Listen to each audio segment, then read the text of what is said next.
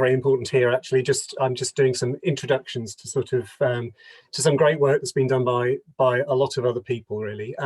So we're delighted to be launching the Safeguarding Leadership Tool today. I'm really pleased that you've taken so much time and there's so much interest from members in relation to the tool. I think it's been a long time in sort of in gestation, this, and I think, you know, those of us who've had conversations with Sally and Francis and others at Bond who've had conversations with DFID have always been pushing the idea that culture was the most important thing in the range of interventions that organisations could make in relation to safeguarding. And finally, we've been able to get to the point where we're launching this tool. You know, we realised that organisations cannot, you know, they can't deliver good safeguarding practice without a healthy safeguarding culture, and this is what this tool is all about. We just had a session with CEO leaders, some of whom have joined us again. And this session is largely for practitioners, but you know, we want to walk you through the tool at this point and give you a flavour of what's in there. But first of all, I'd just like to thank Francis Lumley and Sally Proudlove, who've really led on the development of this tool. They're going to show you some aspects of the tool, what it's for, how it was developed, and why we came to this, to developing what we have done now. And then we'll give you a little flavour of the tool. We'll go into breakout groups to just have explore bits in more detail. You'll have a chance to ask questions there. Then we'll come back into plenary, and if you've got any more questions, you can ask them there. And then we'll just explain what we'd like next and how we'd like you to sort of champion this tool in the next months and years. So I'd just like to hand over to Sally and Francis now. Thank you. Fantastic. Thank you so much, Mike. And it's amazing to see so many people joining this call. That's really heartening after 3 years working with colleagues on this. So welcome everybody. It's very good to have you here. I'm going to ask Francisca to start sharing the screen. Thank you very much. And we're going to take you through some slides. Bear with me 1 second.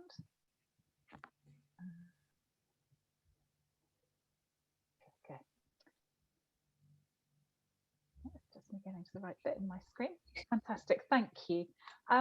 So I'm always slightly amused by this slide, I have to say, because you can see these are headlines from 3 years ago, and poor Meghan is already on the front page being criticised by the Daily Mail, but that is not entirely relevant to my story.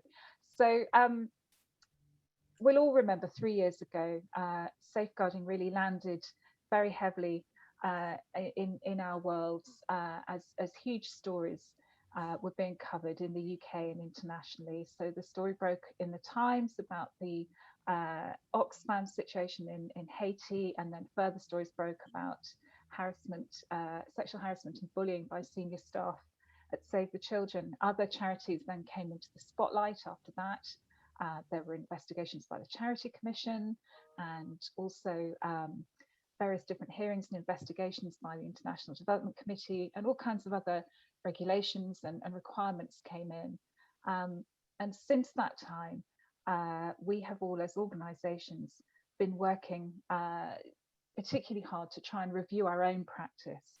So back in March 2018, there was a one-day summit organised by the Secretary of State and various senior NGO representatives. And out of that, we established 4 major commitments. So although one thing I should mention at this point is that and acknowledge, particularly in this group with so many practitioners kind of in the room with us, is that there's a danger that we think that none of us were doing anything sensible about safeguarding until 3 years ago. But I do want to acknowledge that there were a lot of people doing excellent work. What we did discover, though, was that there just wasn't enough consistency, and the standards weren't high enough across the board, despite some pockets of good practice. So across the whole sector 3 years ago, organisations of all sizes undertook fundamental review of policies, practices and attitudes to safeguarding. We understood and we made very clear statements about safeguarding and our duty of care being central to our work. Bond worked to establish 4 NGO safeguarding working groups, and they covered survivor support and enhanced accountability, leadership and culture change, minimum standards, and we looked also at enhanced capacity and capability. There was a lot of work on the employment cycle. Sally and I were co-chairing the group, which then focused on leadership and culture. So a number of commitments were made across the sector, and through the bond work, we established 12 overarching commitments across those 4 areas.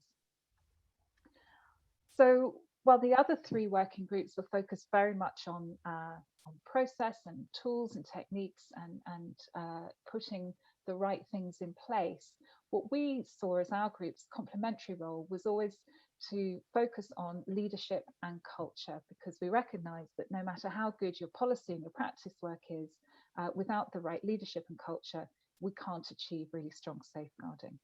So we identified that we have to move from a position of just compliance through to having a really solid, healthy safeguarding culture, and that work starts with leaders. So we decided that what we needed to do was to develop a tool which would help leaders to assess and improve their organisational cultures. So we came together, we brought together a working group of specialists who together developed this tool, which Sally will talk in more detail about shortly, and you'll see more of during the course of this session. And it's intended to stimulate discussion and help leaders to guide their organisations through a process of reflection, thinking about their safeguarding culture and thinking about what they need to do to strengthen and improve it.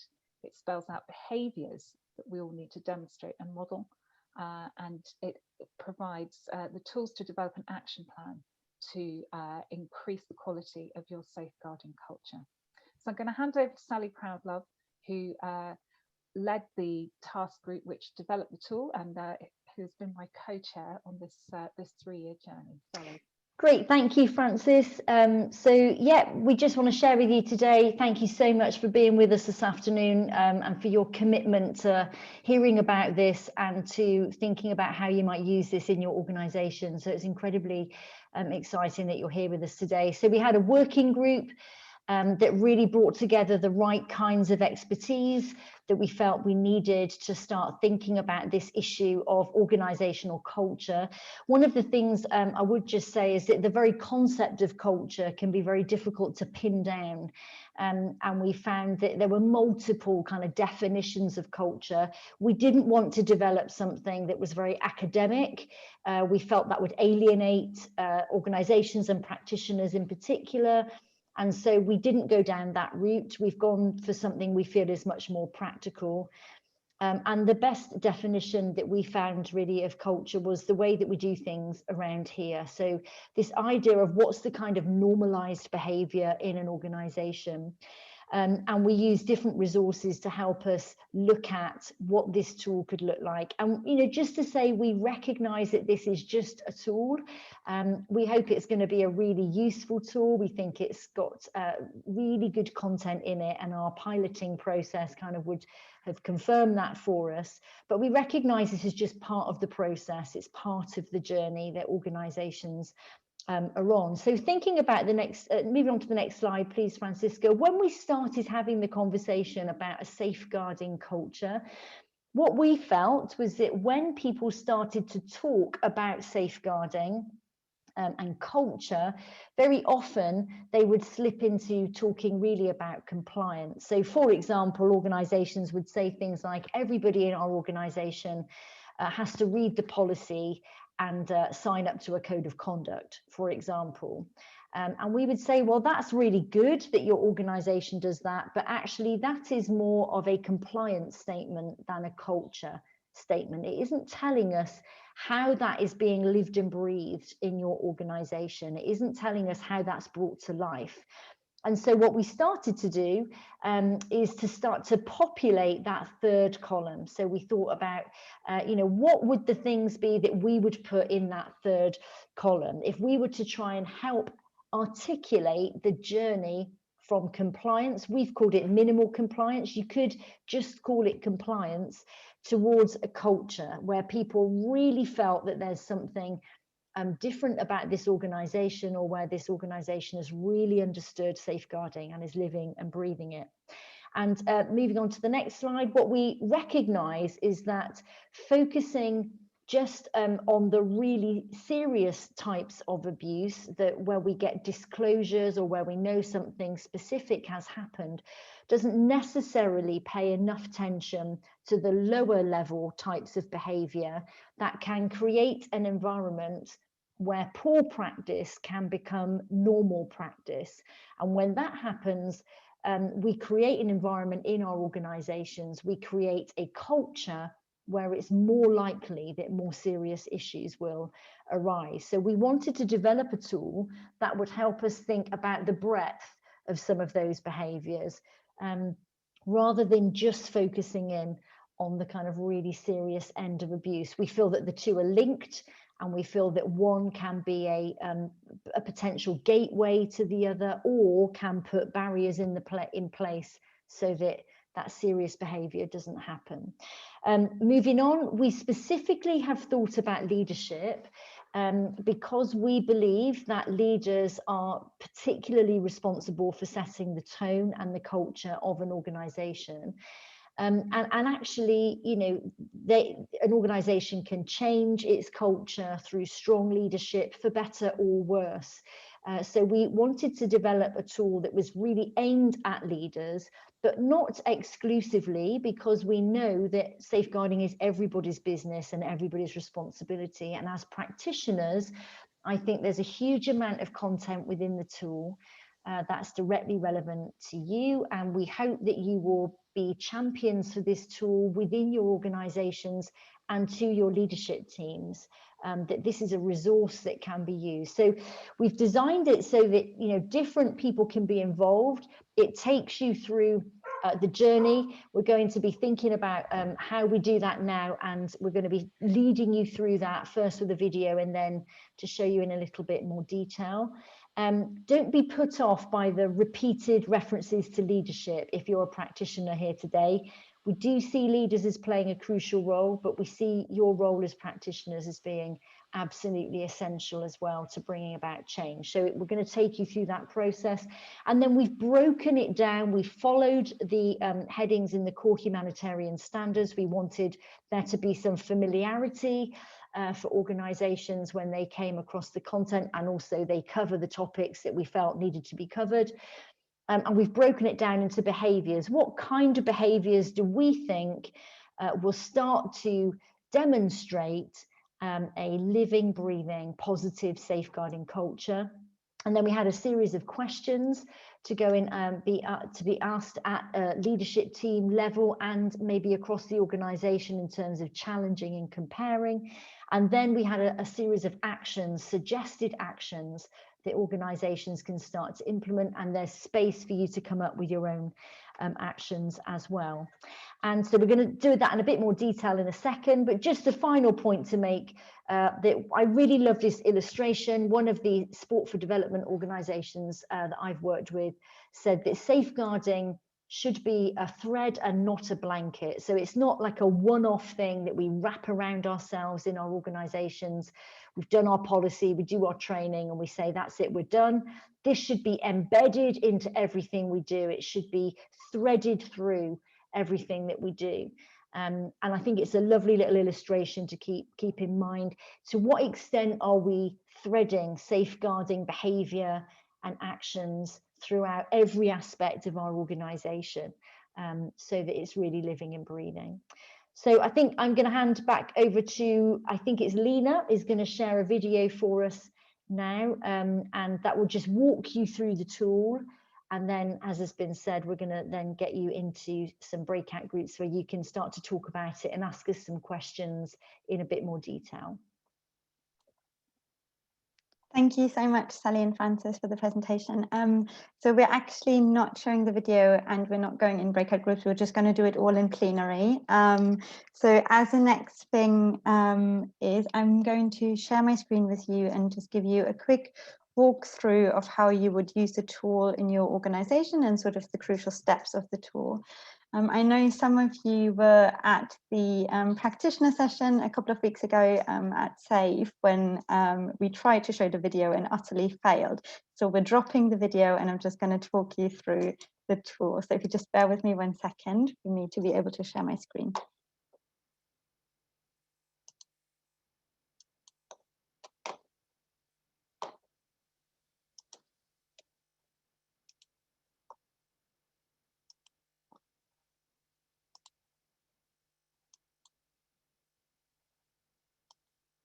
Okay, just a quick notes, please, if you can see the tool. Thank you, Francis.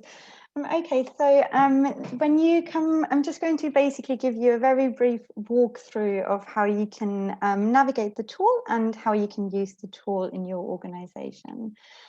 We have 2 very short clips on how to use the tool as well, but I also wanted to draw your attention to this diagram that we have, which really talks you through the process of using the tool. So it really starts with a commitment from leaders to use the tool and to use the tool for their organization, deciding on what sections of the tool to use first. So the tool is broken down into 6 different sections. All of them are sort of essential for a good safeguarding culture, but we don't recommend at all that you would do all of the tool in one go. That's simply not possible. So we really say, look at the different sections of the tool and think about your organization and what you would find most useful for your organization as a starting point.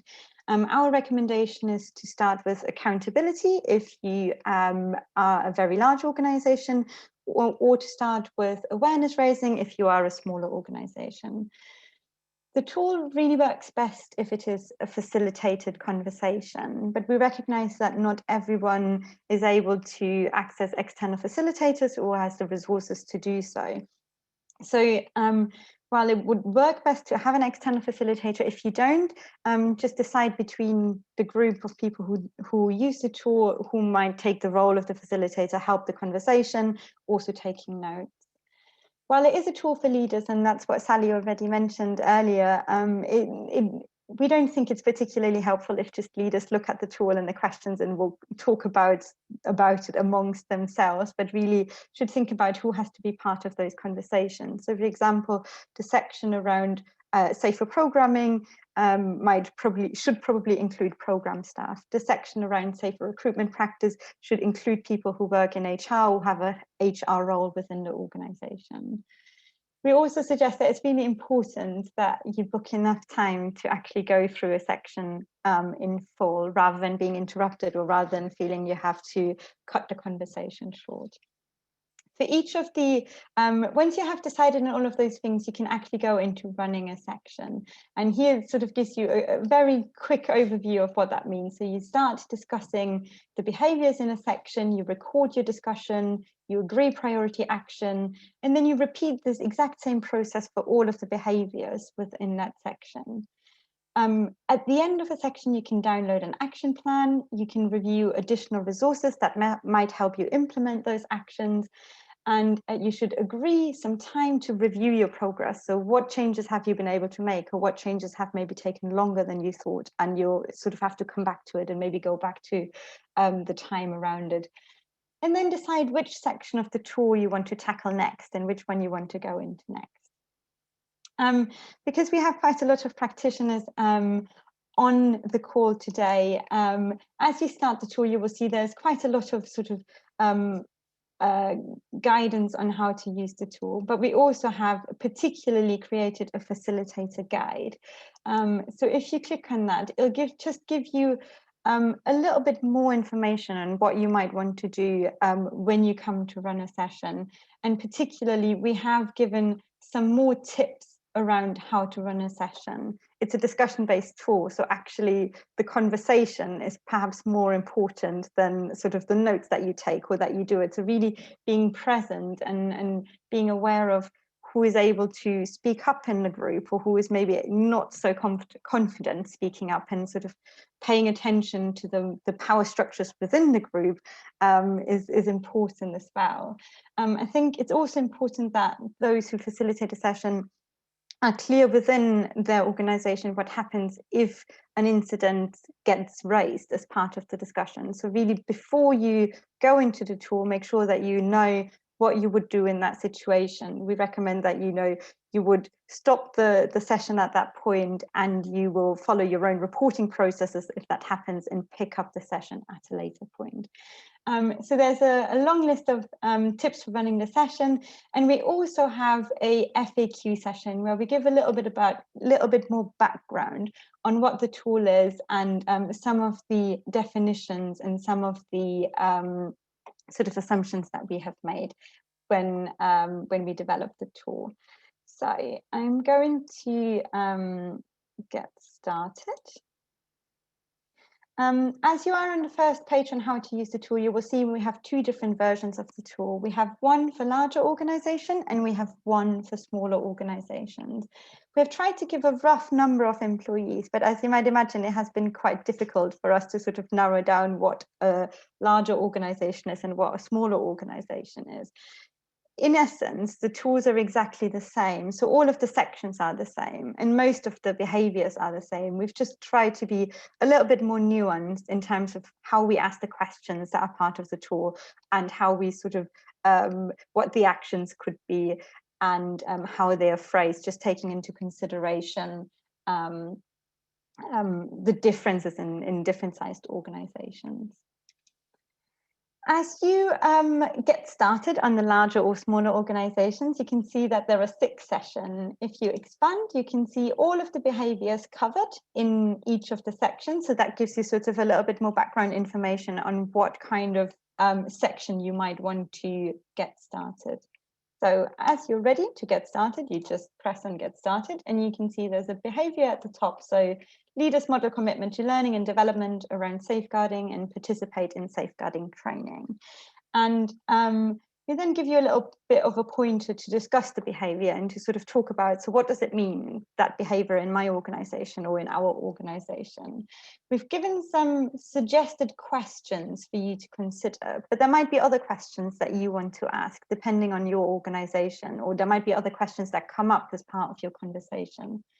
There is space for you to note down the discussion, to write down the conversation, to make notes for yourselves. And then you come to the section where you would decide on your actions. So you can decide and record actions. As with the questions, we've also provided some suggested actions. These are just some starters, and you might come up with other ideas for your organization. You can enter your actions in the space provided, including who's accountable and when you will do that. You can add space for other actions, or you can take those away. So basically you would go through each of the behaviors. You can see at the top how many behaviors there are in each section, and you just go through each of the behaviors in exactly the same way. So you just discuss the behavior, you go through the questions, you take down your notes, and you decide your actions. At the end of a section, you are able to download all of your discussion notes and your actions in an action plan. So you're able to have that off the computer, and you just can edit it, take away, make changes to it as you want. And we also provide additional resources that help you with implementing the actions, which just give you a little bit more guidance around that as well. Most crucially, at the end, you can see the other sections and decide what you would like to do next. And with that, I'm going to stop sharing my screen. And I'm going to hand over to Mike for the Q&A section.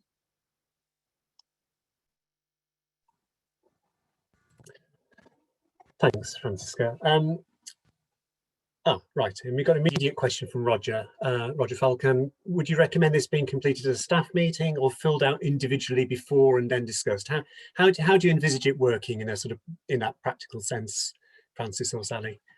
Yeah, thank you, Roger. That's a really good question. So I think the way we'd envisaged it working was more as a group discussion. So maybe, you know, projecting it onto a screen, or having it as a real shared conversation.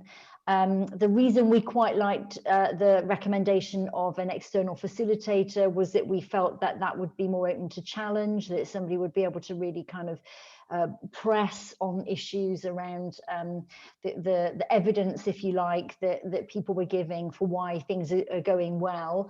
But that doesn't necessarily need to be the case. These are just suggestions. You might find actually getting people to think about these things in advance and then bringing that preparatory work to a meeting would work better. So, you know, please feel free to explore that in as a different way of doing it. But the way we'd envisaged it working was sort of as a group discussion, looking at it together. So feel free to use it however you think it works best for your organisation. Thanks, Sally. Any other questions? There was a couple of questions about the length of time and you know how long the sessions would take, and then there was another one about whether it was a series of sessions or a one-off. I think the length of time, thank you Linda for that one. I think it depends on the amount of sort of depth you can go into. We actually envisaged that this could take several hours to do a session if you do it really well. I think it does depend on how much of a conversation you kind of end up having in your organization and how robust that is and kind of how fluid that is. So with that in mind, we wouldn't really suggest you doing it all at once. In the CEO session earlier, you know, I did say that if you had maybe a board away day, for example, you may want to look at doing that across the whole day and breaking it down into sessions throughout the day. I think that's quite a kind of heavy day to try and do that all at once. And so I think the way we had envisaged it more working was that you would break it down into sections. As Francisca said as well, you might want to have different people involved in different parts of the conversation. And just to say that you can download and save and download the actions from each of the sessions, and then you can go back to the tool and you know, do the next session. So I think that's probably how we saw it working. If you think you've got the kind of stamina as an organization to do it all at once, then you completely go for it, you know. But you just want to make sure, I suppose, that the conversations are robust and people are really getting into the topic. We really didn't want to design something that would feel like a compliance tool. You know, the questions are a bit more nuanced than that. So that was the way we hope it works. I'm sure if you have a go, you'll let us know if we were successful in that. And just as a sort of guide, a guideline, Gemma Blakey's asking, do you estimate it would take several hours per session? Is that per section? I presume that is. What sort of? I think that was what we thought. Francisca and Francis, feel free to dive in and correct me if I've misunderstood that, but I think that was what we thought. I think, as I say, it depends. I mean, my personal view is if it's only taking you an hour to go through it, then the conversation's really not going into the kind of detail, and it's not as challenging as I think we want the tool, you know, to be. But have a look at it and see, you know, you might feel some of the sections, I think, would probably be feel more straightforward to some organizations than others, you know. Some of the questions around kind of how do you know how people feel being in your organization? How do you know, and how do you know that, you know, a leader might feel that everybody's happy in their organization, but what evidence have they got of that, and how do we really kind of drill down into that to make sure that we're not just checking a box and as I say, sort of treating it a bit like a compliance thing. So we also don't want you know, organization leadership groups to be sitting around just patting themselves on the back and saying, look, we're great at this. You know, we want the conversation to be challenging and perhaps a bit uncomfortable. Great, thanks, Sally. I've got a really, it's a great question from Philippa, almost impossible to answer, I suspect, but given that we have been and are likely to continue working remotely, how will that shape how the tool is used?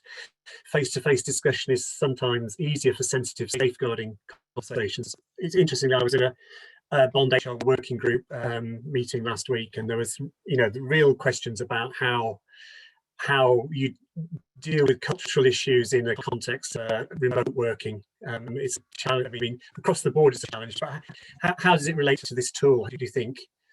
Difficult question to answer. I know. Yeah, but, I think it's a really good, really good question, Philippa. You know, if I'm really honest, I would rather this was being done face to face, you know, because I think it's a nuanced conversation. I think it's a sensitive topic. I think that if we're going to challenge anybody about behavior ever in an organization, that is tricky. And I don't think this environment really allows for that to happen. So, you know, I think what might happen is we look at what we don't want to do is say, well, look, put this on the shelf and let's come back to it in 2022, because I think we haven't got time for that. We need our organizations to be thinking about this now. But what might happen is let's see how it works online. We haven't tested it in an online, when we did the pilots, we weren't in COVID. And so we've not tested it, trying using it like this. We might find that we get some value out of it in this forum, but that we want to come back to it when we can all meet in person, you know, to have those really nuanced conversations. But no, it's a really good question, Philippa. Yeah, thank you. Thanks, Sally. There's a couple of questions I think would really worth answering. One's from Angela and one's from Lou, just about sort of the security of input and data in the system. What can you say a bit more about how secure that is and what measures are in place there to protect confidentiality? Maybe I'll take this question. Okay. So when you enter your answers into the section notes or into the action plan, they only get stored on your browser. So there is no login, which means we wanted to make it really easy for people in terms of being able to use it rather than having to create accounts and having to log in and so on. So anything that you enter gets stored on the browser. When you come to download your action plan, everything gets downloaded in your action plan, and anything that you have entered into the section notes and into the actions gets wiped from your browser at the same time. So it is there while you use it, but it won't be there once you have downloaded your action plan. You will have your action plan in a Word document, so you can do whatever you want with it, and you can, you know, put it in other management tools that you might use for your organization. The one thing that I would say is that if you do wipe your cookies in between a session, then you will also wipe your answers to it. So that's the only thing to be careful about, not to wipe the cookies, but it will be stored on the browser in the computer where the notes are entered. And just to confirm for Lou, none of this data can be viewed by Bond, can it? No, we have no access to it. It's just saved on the computer where the notes are entered and where the action points are entered.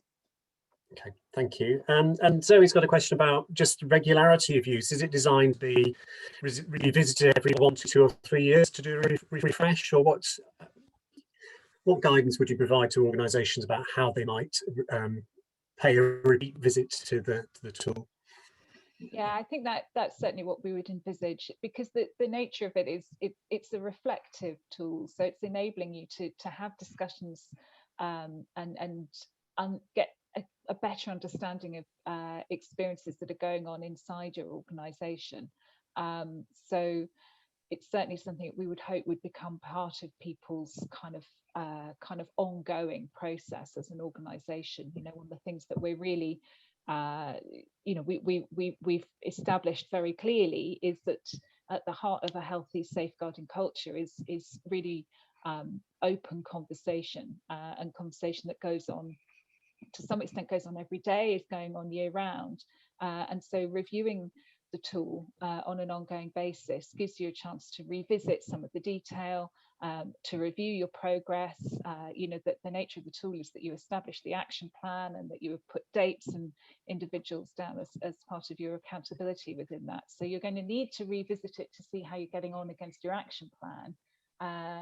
So you need to be looking at your plan on a regular basis, but you would ideally then, I think, come back to it, yes, every year or so, just to be seeing whether things have changed, and obviously people change. You can have different staff coming in and out of the organisation with different experiences. The organisation can grow and change in different directions. So it should be a live conversation. I think it would probably be fair to say the first time you do it as an organisation, that's going to be a bigger, longer conversation probably, and then you're kind of revisiting, and that's a slightly different experience. So there's a kind of fairly front-loaded investment of time and commitment that you're then building on each time you come back to it.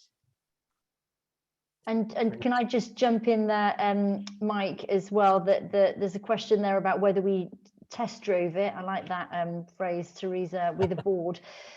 We did actually. One of our colleagues test drove it with their organisation, with the board, and it was useful. It was a really useful way to start having a conversation with a board. I mean, it's interesting, isn't it, as well, in terms of the extent to which, you know, there can be a discrepancy between the way that a board perceives an organisation and the way that people within the organisation perceive it. They're in a very particular role, aren't they, a board? They're not involved in the organisation in the same way on a day-to-day basis. So, you know, I think it was useful. It was a useful tool. It worked with the board. I'll tell you, the biggest challenge, I think, as a safeguarding lead with a board is getting the kind of time that I think you need to do this tool. So, you know, I've struggled sometimes in organizations, you know, to get half an hour with the board, and this is not something you can do in half an hour. And if that's all they can give, I wouldn't recommend you doing it at all with them, because I don't want there to be a false sense of we've done this and we've looked at our culture. This is not a 5-minute job. But if you can get a board to commit to maybe a day away, or maybe, you know, 2 mornings on 2 different days away or whatever, then fantastic, and get them involved. Maybe do some work with the organisation first and then reflect some of that thinking with the board, you know, help the board to see where the organisation thinks it's at, maybe do them at the same time and compare them. You know, the other thing I just wanted to mention was I used a couple of slides in my presentation where I'd removed the last column and then sort of put the last column in terms of the journey from non-compliance, minimal compliance to culture. And there is a set of those slides. There's 6 slides in the training, in the tool that you can use. And just as an introduction to the topic, I found it really useful to use those slides with staff teams. So I've used it a lot in training, where I've literally taken out the last column and said to people, what would you put in that last column? And there's some guidance in the tool on the slides as to how you can use those slides. And we found that to be very useful. We've found it to be a good way into the topic of culture. Get people thinking about what is the difference between compliance and culture? What does that look like? And that kind of starts to help the ground be more sort of fertile and ready, really, for another kind of conversation in this space. Great, thanks, Sally. And Michaela, you've got your hand up. You want to ask a question? Yes, hello. So I just had a question, just a reflection from what you've just said, Sally, in relation to the board. Do you think it would be better to sort of do general safeguarding training initially with them and then go into this training? That's sort of that's part A of the question. Part B of the question is, if they only had, let's say maybe they could only have 1 day where they could make themselves available, which sections would you recommend would be the best ones to do with them? Those are brilliant questions, Michaela, and you know, it's very kind of time sensitive with the board, isn't it, in terms of kind of what you prioritize. I get that. I mean, I suppose my gut feeling would be that if they haven't done some kind of preliminary safeguarding awareness training, then it might be tricky for them to dive into this tool. I would think they need something. So if you did have a day with them, you know, you could maybe devote at least the first hour or so just to getting them on the right page in terms of safeguarding. My experience, and I've trained a lot of boards, is that they do sometimes need to appreciate the risk. So sometimes just giving them a sense of, you know, this is what can happen if we get these things wrong, because they are responsible for the risk management of the organisation. So that would be my gut feeling. Gosh, well, where would I think you should start? Well, it might be different for different organisations. we've tended to kind of err on the side of starting with the accountability section, because that speaks very directly to the board and to leadership. And we felt that we kind of wanted to frame it right at the start, you know, with this sense of, right, okay, let's have an understanding here of what this means in practice. So I think that would be my suggestion. But, you know, it might be that you look at it, you know, particularly if you're responding to a particular issue within your organization. If an organization has had a particular problem, for example, or challenge with programming, you might think it's going to resonate really well for them if we start with that. But that would be my suggestion, Michaela. Yeah, accountability is a good place to start with the board. Okay, lovely. Thank you. No problem. Do we want to pick up Gemma's question, Mike? Yeah, I was going to pick up Gemma's and we'll start maybe with Hannah's first, which is what type of organisations is the tool aimed at? So is it aimed at a variety of organisations? I suppose we'd say is for all sorts of organisations. Maybe you can just talk a little bit about the nuances of working with small, the two different tracks for smaller and larger organisations, and perhaps how you envisage this working with partner organisations as well. If you just say a little bit more about that. Yeah, definitely. So we've designed it to be used with a whole range of different organisations. We fully recognise there's quite a lot of work to be done here. So if you're a very small organisation, this could feel like quite a big ask. We did get colleagues, Philippa Ramsden, actually, she's on the call, there she is, look, who might be able to even say something here to this, but Philippa did look at it for us from a smaller organisation point of view. Philippa works with the Scottish International Development Alliance, where there are tiny organisations with, you know, maybe just 2 or 3 or 4 people. So we do recognise it's a big ask, you know. The difference between the two is mainly just in language. And so, you know, it might be that it does feel like a lot for a very, very small organisation. The difficulty was when we started thinking about what would you take out, then it was difficult to really decide on the parts of safeguarding culture that you wouldn't want to think about. My recommendation would be, if you're a really small organisation, start with the slides that I mentioned. Start the conversation. The tool is literally just that, okay? What's important here is that you have the conversation about the movement from compliance to culture, however you do that. So if sitting your whole staff team down in a small organisation and trying to embark on the whole tool is going to alienate people, that's not the best way to do it. Have a look at the slides, do something a bit dynamic, you know, get them having the conversation, and then use the tool to help you think about the questions you might want to feed into that.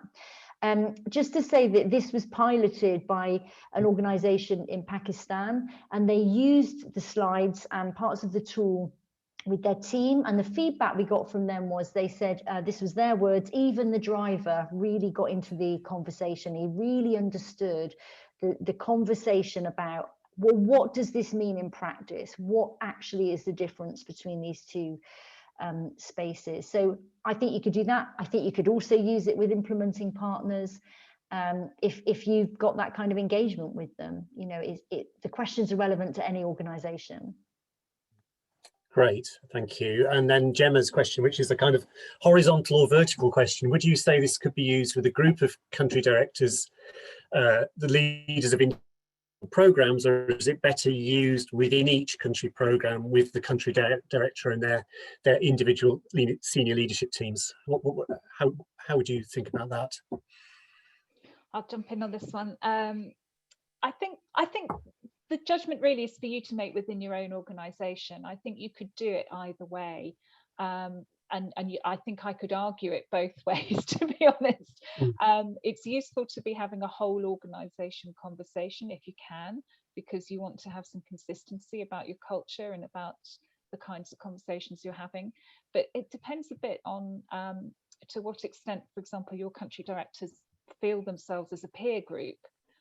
You know, if they feel like they're a group of peers who can have an open, trusting conversation together in a kind of safe context, then I think you'll get a lot from it. If they're actually a group that don't necessarily have a huge amount of interaction with each other, that feel that they're kind of disparate parts of a much larger setup, you might not get that quality of conversation, just because you do need to be feeling, you need to establish some trust in those conversations. So I think you can make that judgment yourself to some extent.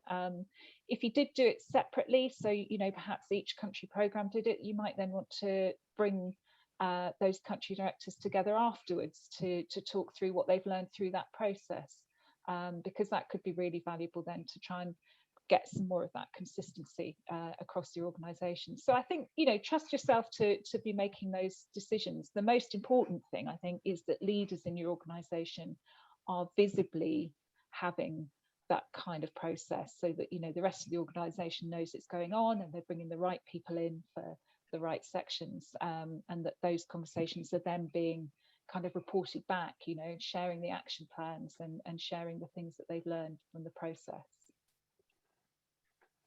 Great, thanks, Frances.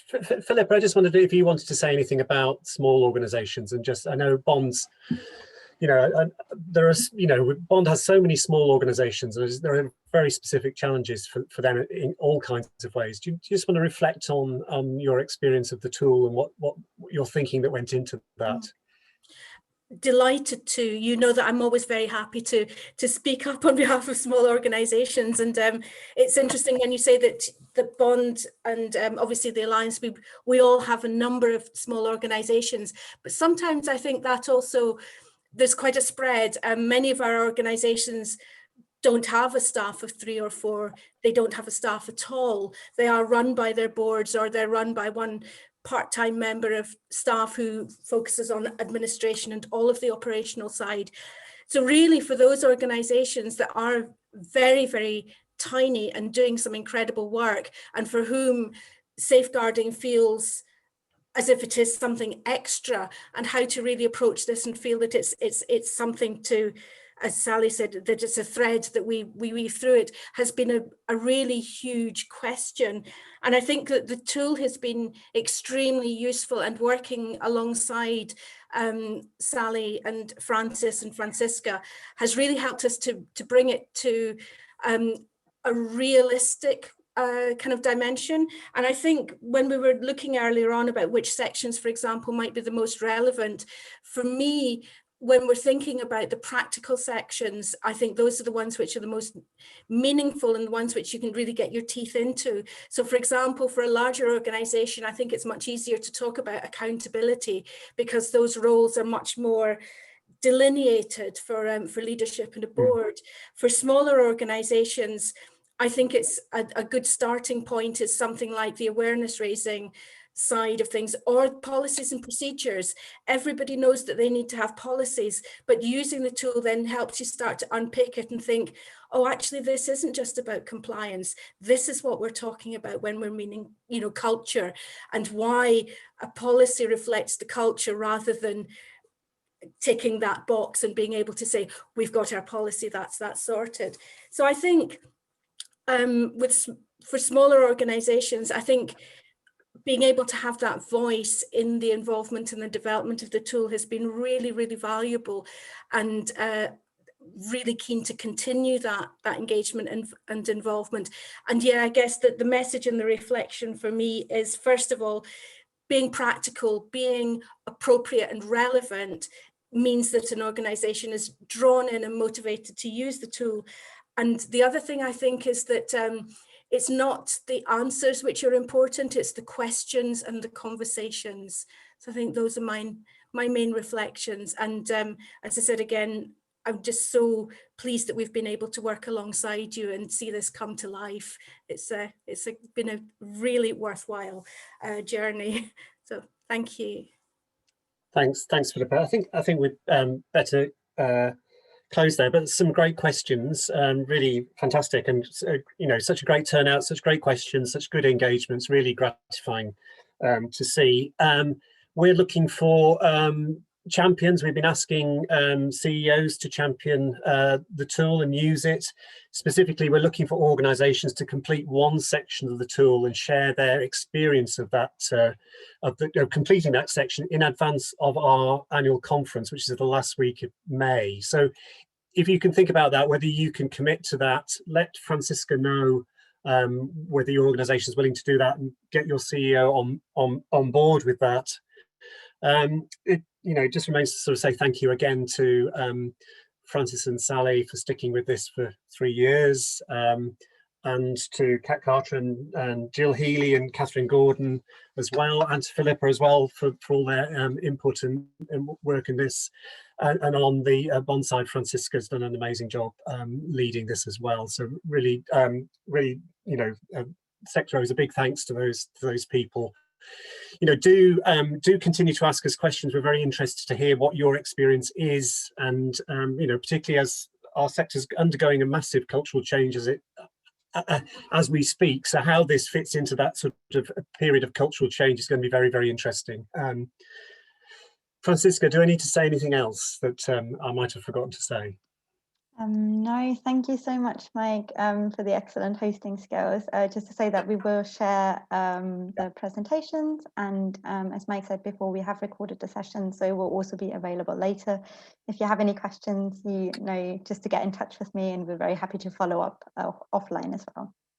Yeah. But yes, thanks again particularly to Francis and Sally and Francisca.